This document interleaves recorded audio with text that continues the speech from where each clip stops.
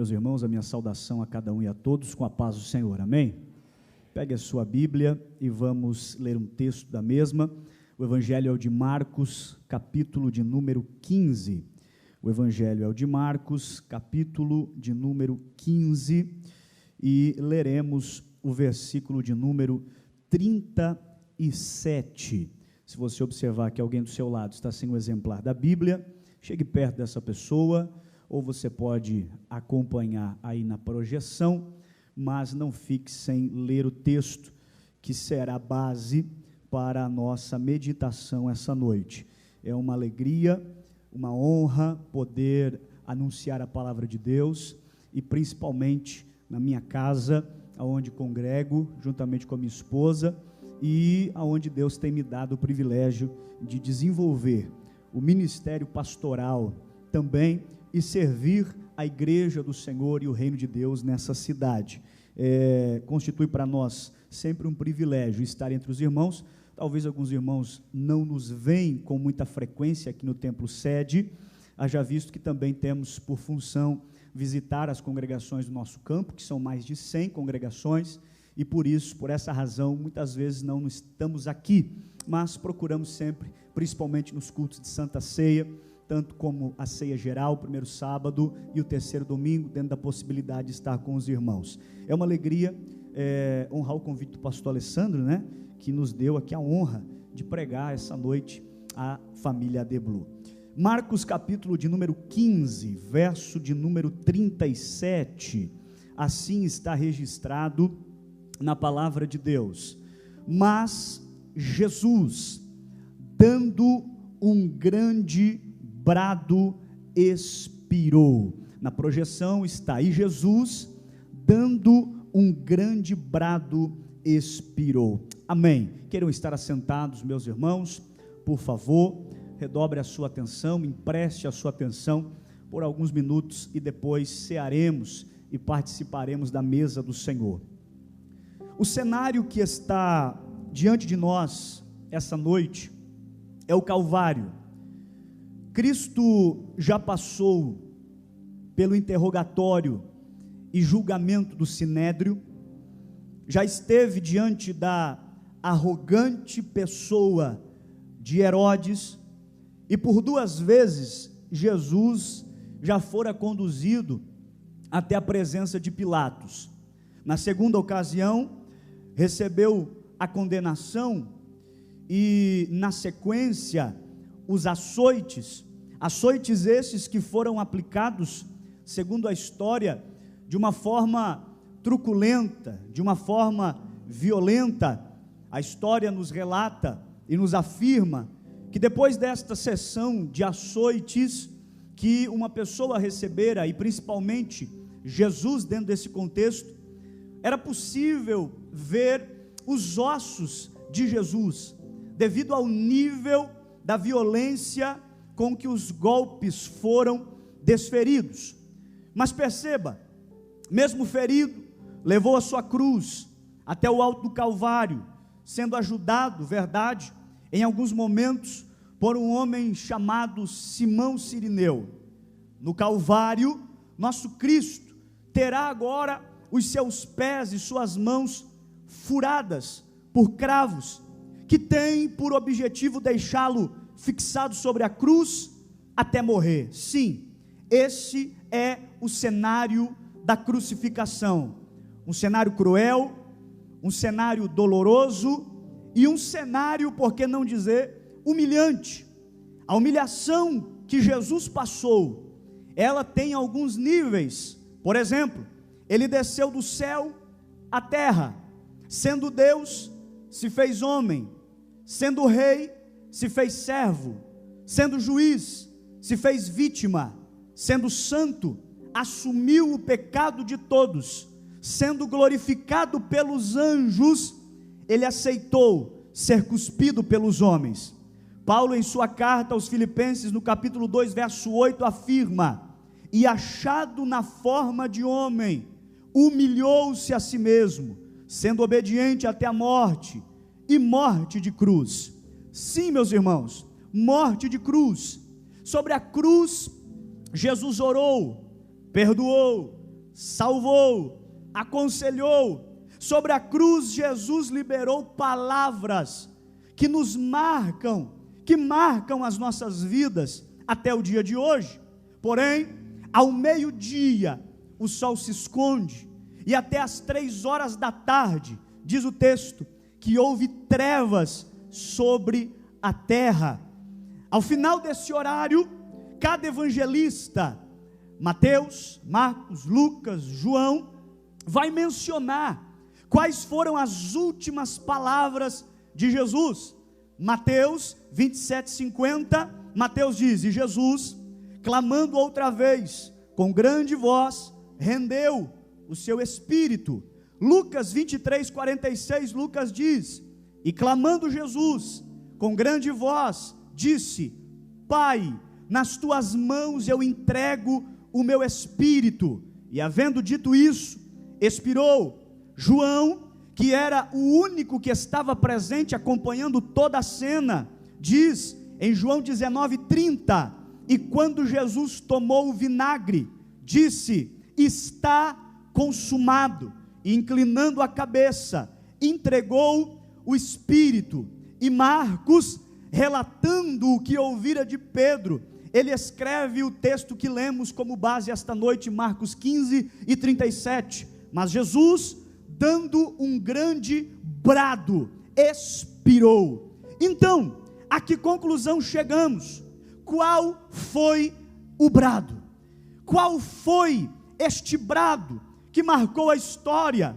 Quais foram as palavras deste brado, que Marcos é tão enfático em dizer que, tendo dado este brado, expirou? Segundo o teólogo inglês Ernesto Trinchard, pela falta de detalhes das últimas palavras de Jesus, na visão de Mateus, na visão de Marcos, consideremos o brado de Jesus contendo o que Lucas relatou e o que João mencionou: está consumado.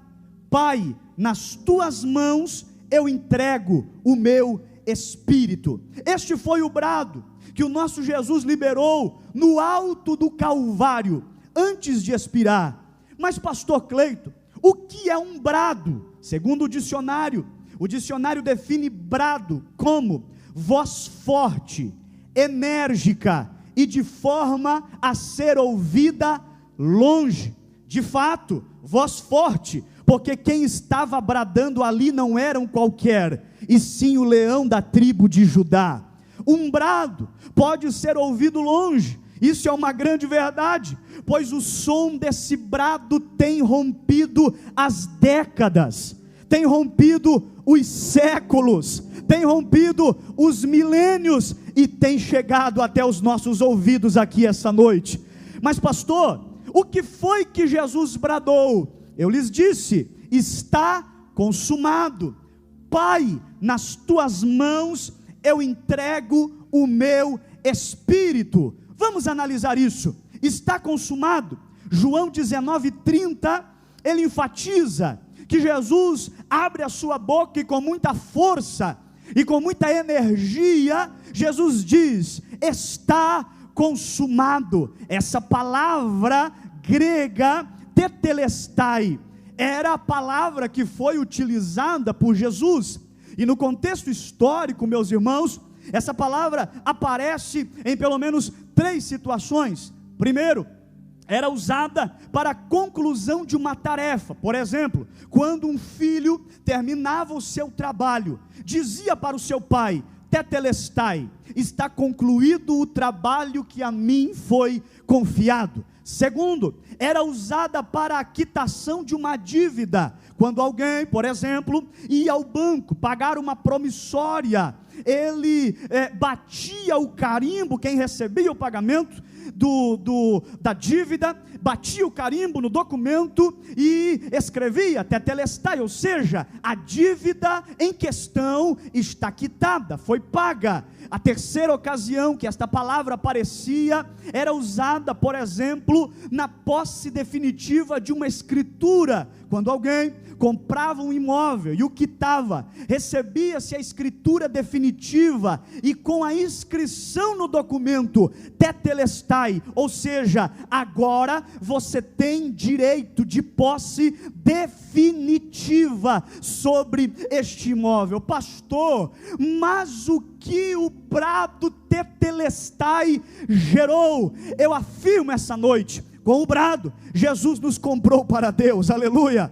Com o brado, Jesus liquidou a nossa dívida. Com o brado, Jesus derrotou Satanás. Com o brado, Jesus carimbou a cédula da nossa libertação. Com o brado, Jesus finalizou o trabalho. E qual foi, pastor Cleiton, o trabalho que Jesus veio realizar? Eu preciso olhar para a Bíblia para ver o que Jesus veio realizar.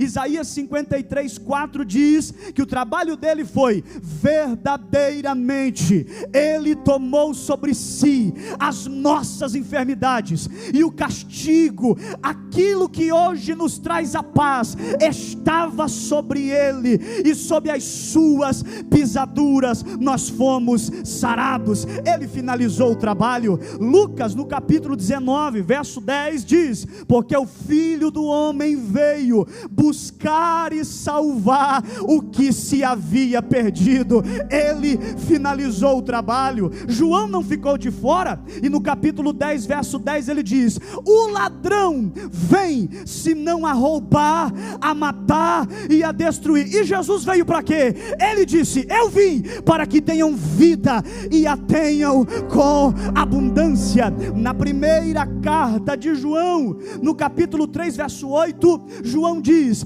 quem comete pecado é do diabo, porque o diabo peca desde o princípio.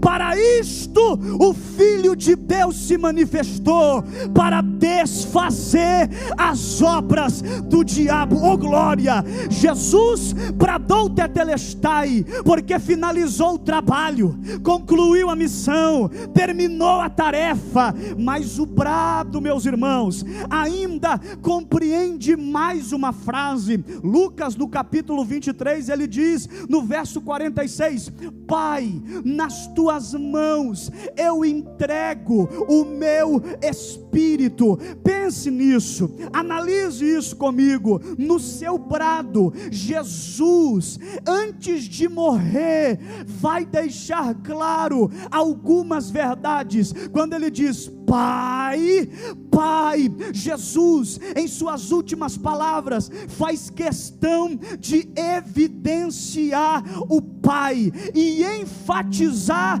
qual era a sua posição: eu sou filho. Perceba, veio ao mundo sendo filho, foi batizado sendo filho, pregou sendo filho, curou sendo filho, ensinou sendo filho, fez milagre sendo filho. Até na hora de ensinar a orar, Jesus se colocou na condição de filho. Mateus 6, quando ele ensina a orar, ele diz: Pai nosso que estais no céu. Perceba, irmão, ele se destacou, mas não deixou a posição de filho. Jesus, terminando a sua história, fazendo menção do Pai, era mais uma resposta para Satanás, que no deserto tentou lançar dúvida: se tu és o filho, aleluia.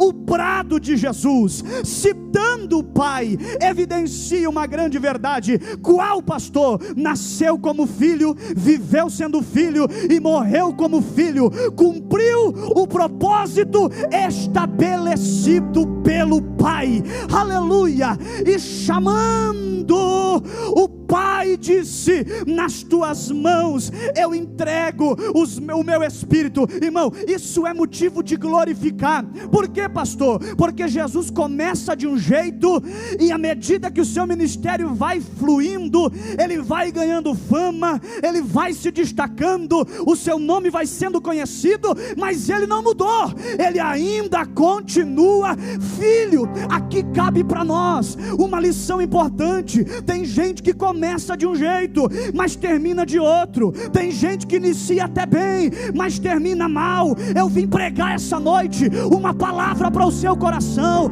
Talvez você começou mal, começou se rastejando, começou com dificuldade, mas Deus está liberando uma palavra essa noite. O teu final vai ser diferente.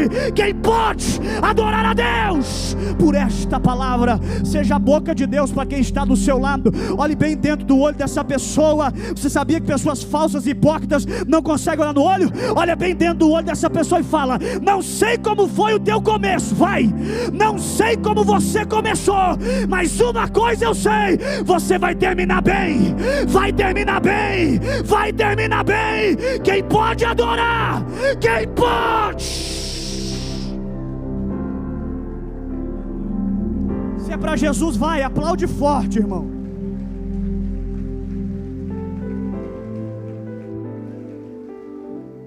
Ele diz: Pai, agora ele conclui: nas tuas mãos eu entrego o meu espírito. Veja isso: nas tuas mãos eu entrego. O que precisa ficar claro para nós cristãos é que Jesus não foi morto porque foi acusado pelos sacerdotes. Jesus não foi morto porque Herodes o desprezou. Jesus não foi morto porque Pilatos o sentenciou, ou porque os soldados o pregaram numa cruz. Aqui fica claro: nas tuas mãos, aleluia, eu entrego, eu entrego, eu entrego. Você já entendeu? Pode adorar. Eu entrego. Ele se entregou. Pastor, por que ele se entregou? Eu vou dizer: por sua vida ele se entregou, por sua família ele se entregou, por sua salvação ele se entregou, pelo seu casamento ele se entregou, para te livrar do inferno ele se entregou, para perdoar seus pecados ele se entregou, para te curar de todas as feridas ele se entregou, para te limpar de todas as chagas ele se entregou, para preencher o vazio que havia na tua alma ele se entregou. Quem pode adorar? Quem pode? Jesus se entregou, ele se deu ao sacrifício. Tudo isso no brado. Quando Jesus diz: está consumado, quando ele diz: nas tuas mãos eu entrego, tudo isso foi no brado. Aí você diz: pastor, mas ao longo da história muitos brados já foram ouvidos. Verdade. Por exemplo, o brado da Declaração da Independência Brasileira, 7 de setembro de 1822, Dom Pedro, às margens do Ipiranga, bradou: independência ou morte. Um brado famoso. Ou o tão famoso discurso do pastor norte-americano Martin Luther King, em 28 de agosto de 63, quando ele abre a sua boca e diz em inglês: I have a dream, eu tenho um sonho. Ele lutava pela igualdade das raças. Foi um brado que ecoou ao longo da história. John Wesley, em uma das suas pregações, que muito mexe comigo, bradou um dia dizendo: Deus, dai-me 100 homens que nada temam, senão o pecado, e que nada desejem, senão a Deus, e eu abalarei o mundo. Perceba que estamos diante de brados que marcaram a história. Todos esses que eu citei geraram reações depois da veemência da sua verbalização. Por exemplo, o brado da independência gerou a independência. O brado de Martin Luther King gerou a conscientização. O brado de John Wesley gerou o avivamento. Mas pastor, o que aconteceu depois do brado de Jesus? Aqui tem o detalhe, aqui tem a questão. E depois, o que veio depois? A Bíblia diz: e o véu do templo se rasgou de alto abaixo. Êxodo 26, 31, diz a Bíblia: depois farás um véu de azul e púrpura e carmesim e de linho fino torcido, com querubins de obra-prima se fará, e colocá-lo-á sobre 4 colunas de madeira de acácia, cobertas de ouro, seus conchetes serão de ouro, sobre 4 bases de prata pendurarás o véu debaixo dos conchetes, e porás a arca do testemunho ali, dentro do véu, e este véu vos fará separação, grave isso, separação entre o santuário e o lugar santíssimo. Perceba, este véu tinha 18 metros de altura, por 12 centímetros de espessura. A história diz que nem 2 cavalos puxando um de cada lado poderia rasgá-lo. O véu simboliza a separação de Deus com os homens. Na antiga aliança, o sumo sacerdote entrava uma vez ao ano, por ocasião da festa da expiação, para sacrificar, e as pessoas aguardavam a sua volta. Enquanto a carne de Jesus era rasgada no Calvário, o véu também se rasgava no templo. Aleluia, aleluia. Porém, a Bíblia diz: e o véu se rasgou. Em que direção? Do alto a baixo. Quando o texto diz do alto a baixo, isso nos apresenta uma verdade. Qual, pastor? A iniciativa de reatar a comunhão com o homem não partiu do próprio homem, partiu de Deus. De alto a baixo. Deus que foi ofendido pelo pecado da humanidade, Deus que em muitos momentos da história foi desprezado pelos homens, decidiu tomar a iniciativa de reatar a comunhão com os homens. Mas antes de fazê-lo, sabe o que eu acho mais tremendo em Deus?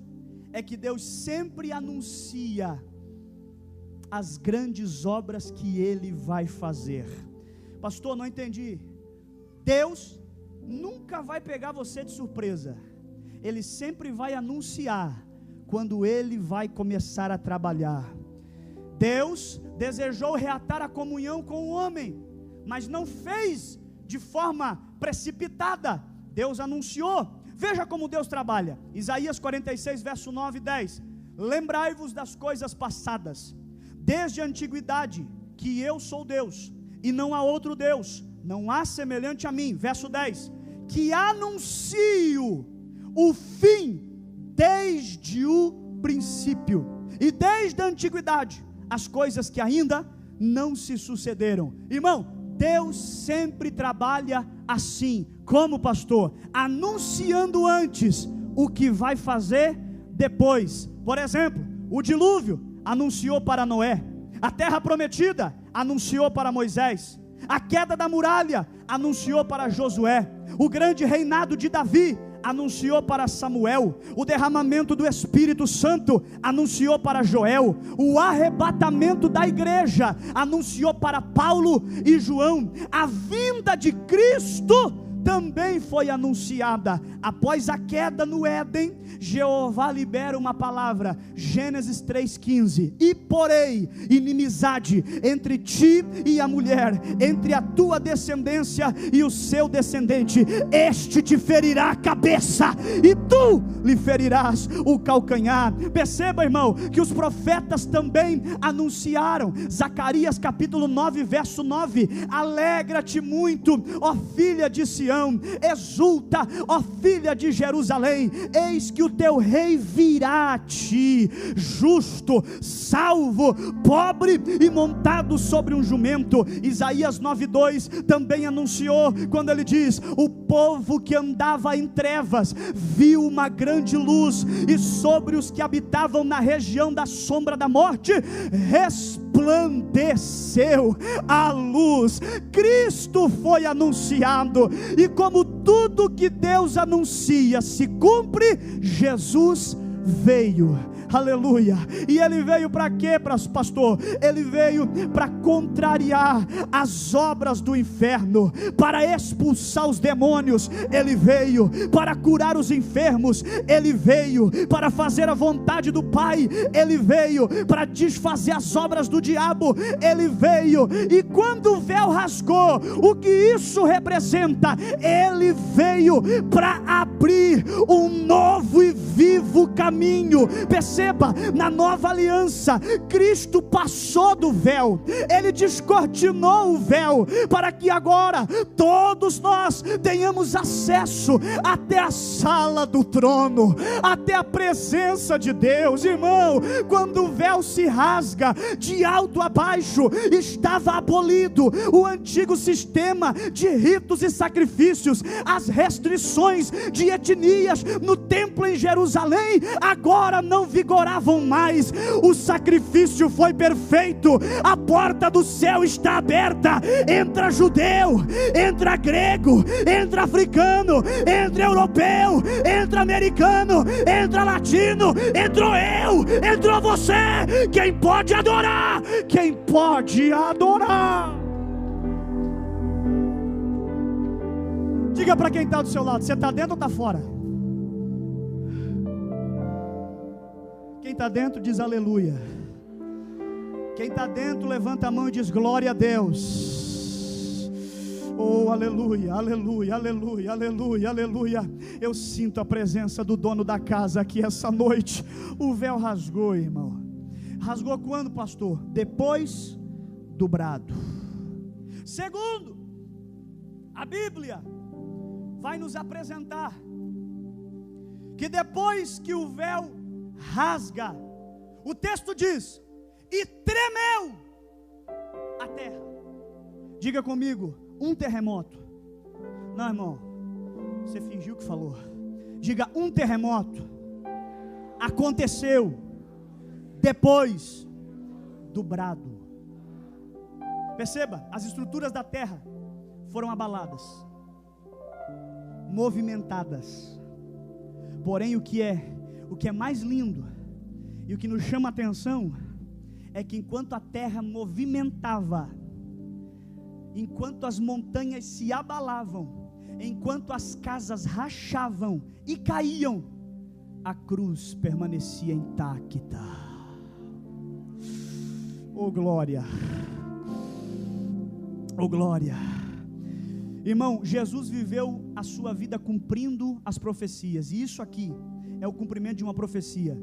Isaías 54:10: porque os montes se retirarão e os outeiros serão abalados, porém a minha benignidade não se apartará de ti, e a aliança da minha paz não mudará, diz o Senhor, que se compadece de ti. Enquanto a terra tremia, a cruz estava firme. Enquanto a criação era abalada com o peso do castigo que estava sobre os ombros de Jesus, a cruz permanecia em pé. Pastor, o que isso revela? Isso nos leva a entender uma verdade. Qual? Independente dos tremores, aleluia, independente das perseguições, independente dos levantes, independente das afrontas, a mensagem da cruz permanecerá firme. Até quando? Até o dia que este que morreu sobre o madeiro vier buscar a sua igreja. Irmão, já tentaram parar a igreja, já tentaram destruir a igreja, fizeram movimentos para queimar a Bíblia, e principalmente na Segunda Guerra Mundial, fizeram de tudo para tentar parar. A terra treme, bomba atômica explode, mas a cruz permanece de pé. A cruz permanece de pé. Quem é aquele que anuncia a verdade da cruz? Levanta a mão. Quem é aquele que é um baluarte dessa mensagem? Levante a mão para adorar. Levante a mão. Ela treme, pastor Alessandro, balança tudo, cai tudo, Robson, mas a cruz não cai. Pastor, você não sabe como é que está lá em casa, pastor. O diabo está batendo forte. É vento que vem, é terremoto que balança. Está na cruz? Estou na cruz. Então tua casa não cai, teu casamento não termina, tua vida não é destruída, porque a terra balançou, mas a cruz ficou de pé. Levanta uma das suas mãos, porque eu profetizo essa noite sobre você. Pode cair tudo, mas a tua família não cai. Pode cair tudo, mas a tua casa não cai. Isso, adora mesmo. Pode cair tudo, mas a tua vida espiritual não cai. Ela fica firme. Pega essa palavra, porque é de Deus sobre a sua vida esta noite. Isso foi depois do brado. Pastor, o que mais aconteceu depois do brado? Diz o texto, Mateus 27, 51. E fenderam as rochas. Mateus faz questão de apresentar que as rochas se fenderam, deixando uma referência clara. Isso aqui é claro, irmão. As escrituras, quando o povo estava no deserto, em Êxodo 17:6, diz o texto: e eis que eu estarei ali diante de ti sobre a rocha, em Horebe, e tu ferirás a rocha, Deus falando com Moisés, e dela sairá água, e o povo beberá. E Moisés assim fez, diante dos olhos dos anciãos de Israel. Quando as rochas se fenderam, esta rocha prefigura Cristo, e as águas, o Evangelho. Paulo, na sua primeira carta aos Coríntios, capítulo 10, verso 4, ele diz: bebiam da pedra espiritual que os seguia, e a pedra era Cristo. Assim como as torrentes das águas emanavam da rocha ferida, as boas novas de salvação de Jesus, que morreu naquele Calvário. A rocha foi ferida por Moisés, Jesus pelos pecados da humanidade.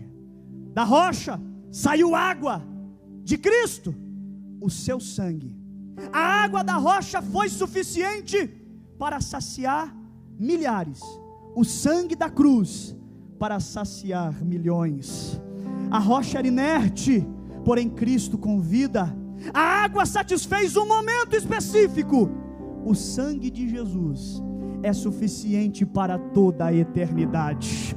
O sacrifício de Cristo foi superior, porque a realidade, a rocha era uma figura, mas não esqueçamos, meus irmãos, que assim como as águas minerais da rocha em Horebe, foi um momento de júbilo no deserto, no Calvário, a fonte ainda está jorrando.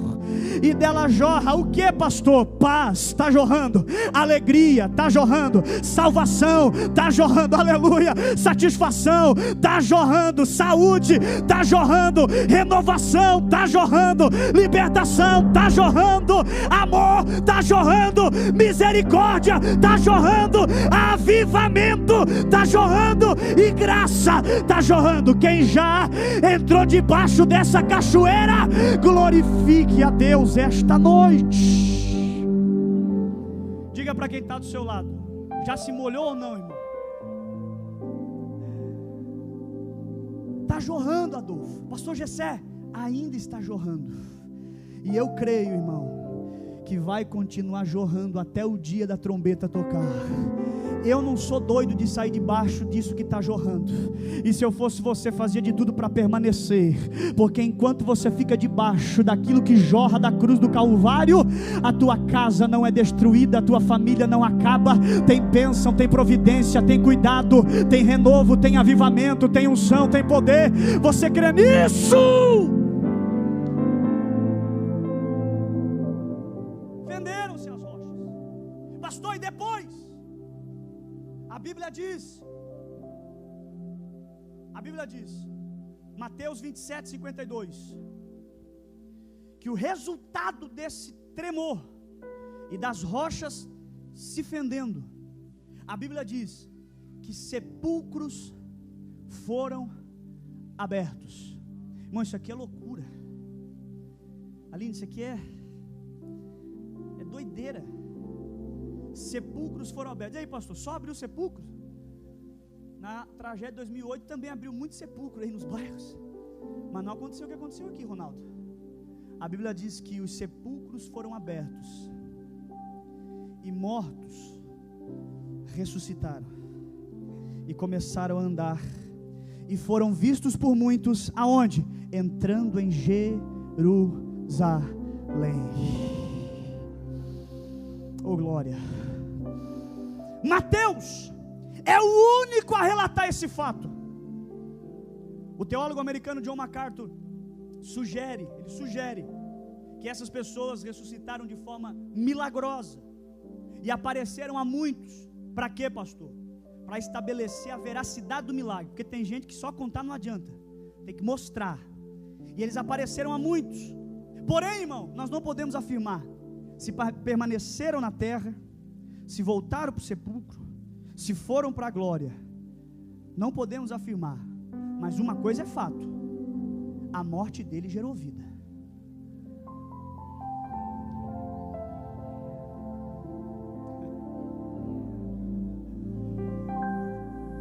Eu nunca vi morte de algum famoso gerar vida, mas quando Jesus bradou e entregou o seu espírito, quem estava morto ressuscitou.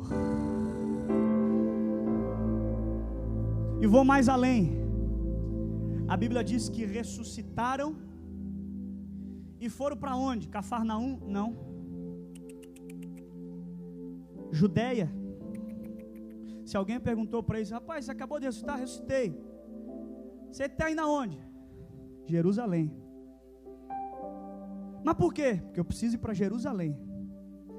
Me tiraram de Jerusalém, porque morto era sepultado fora da cidade.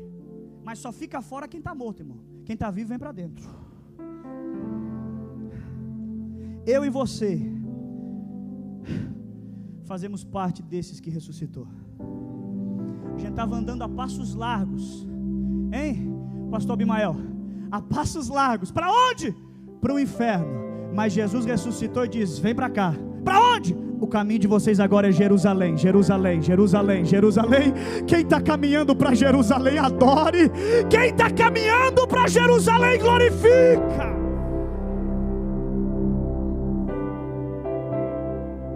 Meu irmão, você não está vendo, você não está percebendo como esse culto conduziu para tudo isso.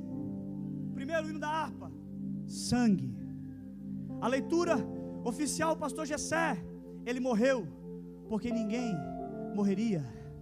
E agora, eu estava ali, digo: Deus, é isso mesmo que o Senhor tem para nós essa noite. A tua morte nos gerou vida, e não é uma vida qualquer, não é uma vida efêmera, não é uma vida medíocre, é vida em abundância. Quem está caminhando para Jerusalém eterna, quem está caminhando para Jerusalém eterna, irmão, se isso não te motiva a glorificar, eu não sei o que pode te motivar. Ele bradou, ele bradou.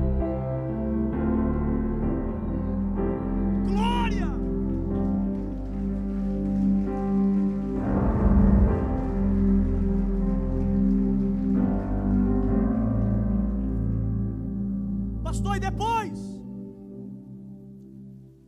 caminhando para o final, a Bíblia diz que Jesus dá o brado e agora ele morre. Os soldados que estavam aos pés da cruz precisavam testificar a veracidade dessa morte. Aos ladrões que estavam à esquerda e à direita, quebraram-se os seus joelhos, mas de Jesus não puderam quebrar. Por quê? Porque eu disse que Jesus viveu para cumprir as palavras que foram profetizadas sobre ele. E a Bíblia diz em Salmos que nenhum dos seus ossos seria quebrado. Então, para testificar a veracidade da morte, um soldado pega uma lança e agora vai transpassar o seu lado. João 19:34, a Bíblia diz que dele saiu sangue e água. Esses dois elementos que saíram do corpo de Jesus, sangue, água, aponta para dois pontos da sua história, muito específico, sem dificuldade de entender.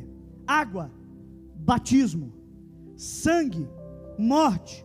Seu ministério cumpriu todos os requisitos para alcançar o objetivo de perdoar a humanidade. Não ficou faltando nada, irmão. Jesus nunca disse algo quando era para ter ficado em silêncio, e ele também nunca ficou em silêncio quando era para ter dito alguma coisa. Ele nunca foi quando era para ter ficado, e nem tampouco ficou quando era para ter ido. Do início ao fim, ele cumpriu a obra por completo. Seu ministério cumpriu todos os requisitos. João, em sua primeira carta, ele escreve no capítulo 5, versos 5 e 6: quem é que vence o mundo, senão aquele que crê que Jesus é o Filho de Deus? Este é aquele que veio por água e sangue, isto é, Jesus Cristo, não só por água, mas por água e por sangue. E o Espírito é o que testifica, porque o Espírito é a verdade. Eu acho lindo um poema de um teólogo e poeta inglês chamado Isaac Watts. Ele diz assim: querem entender o significado da água e do sangue? Então escutem: pela água somos purificados, pelo sangue somos perdoados. Eu afirmo essa noite: o sangue se esgotou, e até a última gota saiu, e diz o texto: e depois veio água. Pastor, por que verteu até a última gota de sangue? Eu afirmo essa noite: foi até a última gota de sangue, porque Cristo queria alcançar até o último pecador.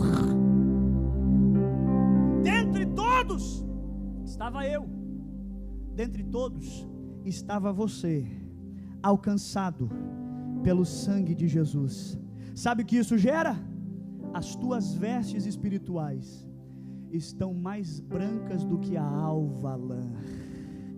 Esse é o resultado de alguém que é lavado pelo sangue de Jesus. Pastor, e depois do brado, diga o que aconteceu mais. A Bíblia diz que depois que transpassam o seu lado, sai sangue, sai água. A Bíblia diz que o centurião, Lucas 23, 47, e o centurião, vendo o que tinha acontecido, olha isso, deu glória a Deus, dizendo: na verdade, esse homem era justo. Você entendeu isso aqui? Quem perseguiu, quem humilhou, quem açoitou, depois do brado, teve que dar glória a Deus. E isso cumpriu o que, pastor? Filipenses 2:10. Por isso também Deus o exaltou soberanamente, e lhe deu o nome que está acima de todos os nomes, para que ao nome de Jesus se dobre todo o joelho dos que estão no céu, na terra e embaixo da terra, e toda língua confesse que Jesus Cristo é o Senhor, para a glória de Deus Pai. Pastor, eu não entendi. Depois do brado, joelhos começaram a se dobrar, e até hoje ainda está se dobrando. Diante de quem? Diante dele, diante da majestade santa do Deus Todo-Poderoso. Quem é grato por esta palavra? Quem é grato por esta verdade?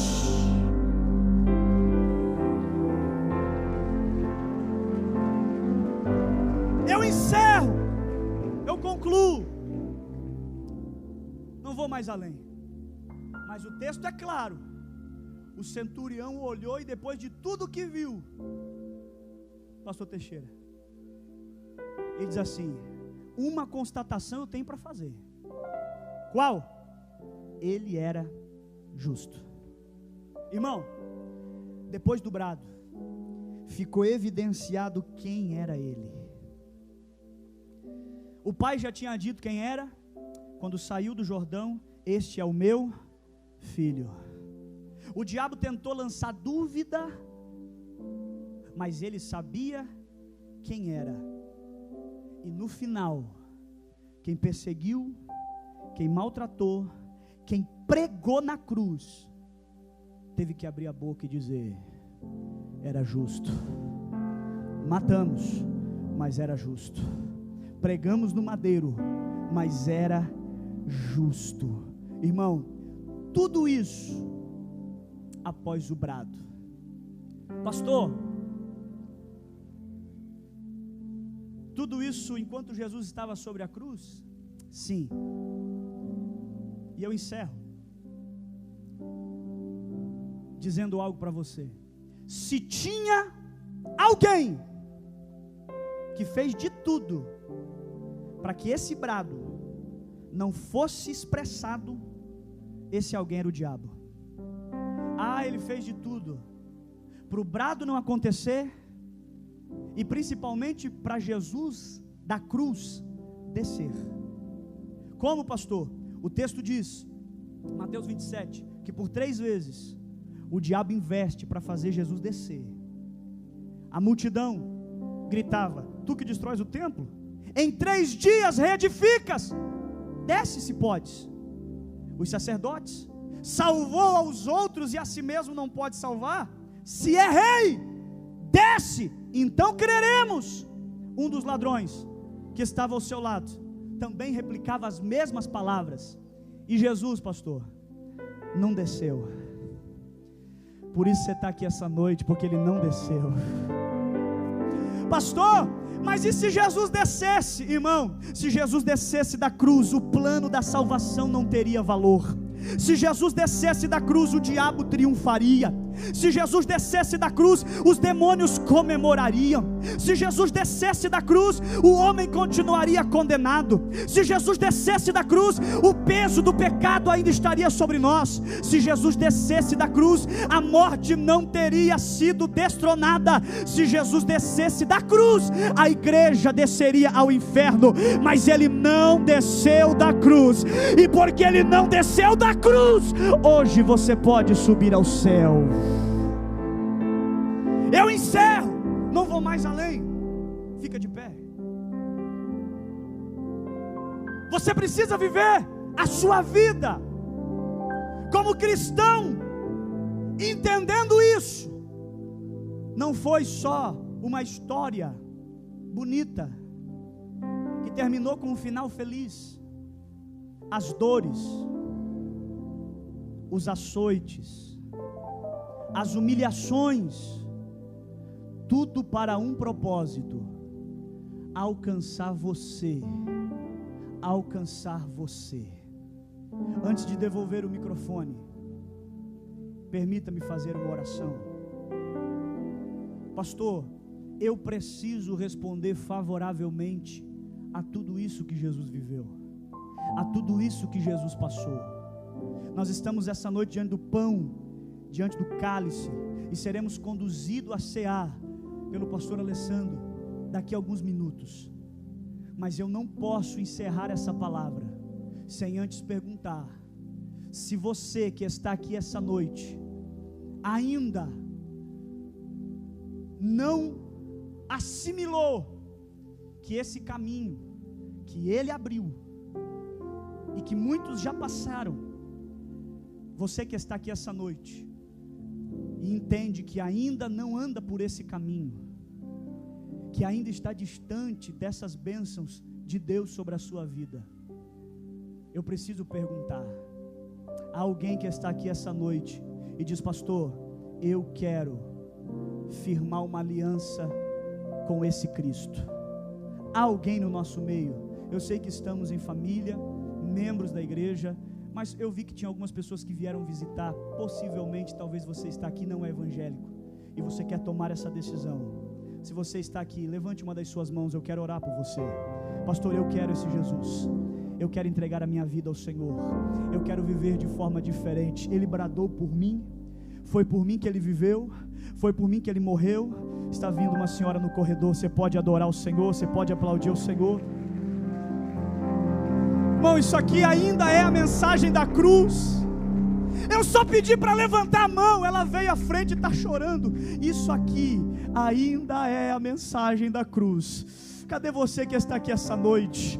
Pastor, eu quero reafirmar o meu compromisso com Deus. Eu quero, pastor, viver uma vida diferenciada. Ele suportou tudo isso por mim. Eu quero. Não vá para sua casa sem essa convicção de que você é salvo, de que você é lavado pelo sangue. Há mais alguém. Há mais alguém na galeria, você que me ouve, aleluia, há mais alguém, aonde está você? Eu quero orar pela sua vida. Verifique aí, irmão, se há alguém perto de você, aleluia. Pergunte a essa pessoa: você já deu ouvidos a esse brado? Diga isso: você já deu ouvidos a esse brado? Ah, meu irmão, a melhor coisa que eu fiz na minha vida foi ter dado ouvido a esta mensagem. Eu quero orar. Há mais alguém? Pastor, você vai insistir mais? Não vou insistir mais. Eu quero orar. A mensagem já alcançou o seu alvo, o seu objetivo, aleluia. Mas eu quero orar pela sua vida. Se há mais alguém, manifeste com a sua mão. E eu quero encerrar agora. Se não, levante sua mão para o céu. Levante sua mão para o céu, o mais alto que você puder. Faça isso, por favor. Oh Espírito de Deus, oh Espírito de Deus, oh mensagem do Calvário que não perdeu a eficácia, mensagem do Calvário que não perdeu a veemência. Pai, eu oro por esta senhora que aqui está no altar. Ela está se curvando diante de Ti e está reconhecendo o sacrifício do Calvário que o Senhor realizou em favor dela. Ó Deus, desde aquele dia em que o Senhor bradou no alto do Gólgota, vidas estão vindo até o Teu altar e ainda continuarão vindo, e nós Te louvamos como igreja, nós Te adoramos como igreja, porque hoje o Senhor quis salvar, hoje o Senhor manifestou o Seu amor sobre esta igreja. E agora, meu Pai, eu oro por cada um dos meus irmãos que aqui estão esta noite de mãos levantadas, que esta verdade, Senhor, seja uma realidade em nós, que vivamos a nossa vida cristã entendendo que o Senhor bradou por nós e nos alcançou, nos lavou, nos redimiu e nos preparou uma morada. Jerusalém nos espera, Jerusalém nos aguarda. Assim nós oramos para a glória do Teu nome, para a glória do Teu nome. Dê um abraço na pessoa que está perto de você e diga: juntos caminharemos para Jerusalém, juntos caminharemos para Jerusalém, juntos caminharemos para Jerusalém. Deus abençoe.